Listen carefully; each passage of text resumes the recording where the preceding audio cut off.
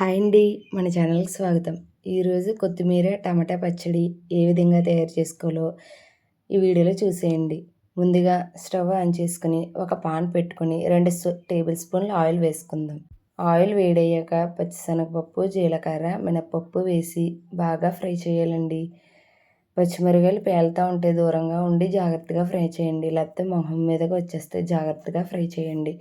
బాగా ఫ్రై అయిన తరువాత పచ్చిమిర్చి వేసి కూడా బాగా ఫ్రై చేయాలండి. అవి ఫ్రై అయిన తరువాత శుభ్రంగా కడిగి కోసిన 3 టమాటా ముక్కలను వేయాలండి. ఆ టమాటాలు వేసాక 5 నిమిషాల పాటు బాగా మగ్గనిచ్చి, ఎంత బాగా మగ్గితే అంత బాగుంటుందండి పచ్చడి. టమాటా ముక్కలు పచ్చిగా ఉంటే మాత్రం పచ్చడి మాత్రం టేస్ట్ అస్సలు బాగోదండి. మీరు కూడా ఒకసారి ట్రై చేసి ఎలా ఉందో కామెంట్ చేసేయండి. మన ఛానల్ని సబ్స్క్రైబ్ కూడా చేసేయండి. ప్లీజ్ సపోర్ట్ చేయండి.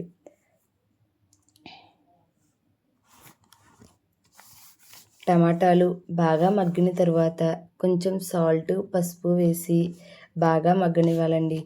తరువాత శుభ్రంగా కడిగి పెట్టుకున్న కొత్తిమీరను వేసి బాగా ఫ్రై చేయాలండి.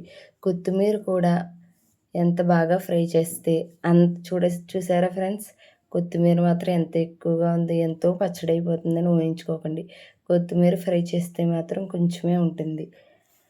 కొత్తిమీరను బాగా ఫ్రై చేస్తే టేస్ట్ మాత్రం చాలా బాగుంటుందండి. కొత్తిమీర కూడా బాగా ఫ్రై అయిన తర్వాత ఒక స్టవ్ ఆఫ్ చేసుకుని ఒక 10 నిమిషాల పాటు పక్కన పెట్టుకోండి.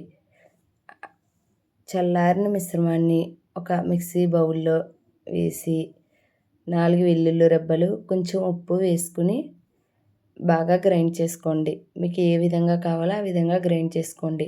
అంటే కొంచెం గట్టిగా కావాలో, లేకపోతే ఇడ్లీ దోశల్లోకి పలుసుగా కావాలో ఆ విధంగా గ్రైండ్ చేసుకోండి.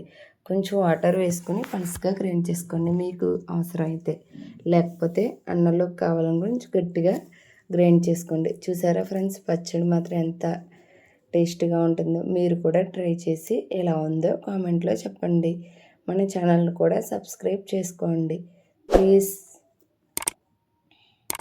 అంతే, సింపుల్ ఈజీగా కొత్తిమీర టమాటా పచ్చడి రెడీ. Thank you.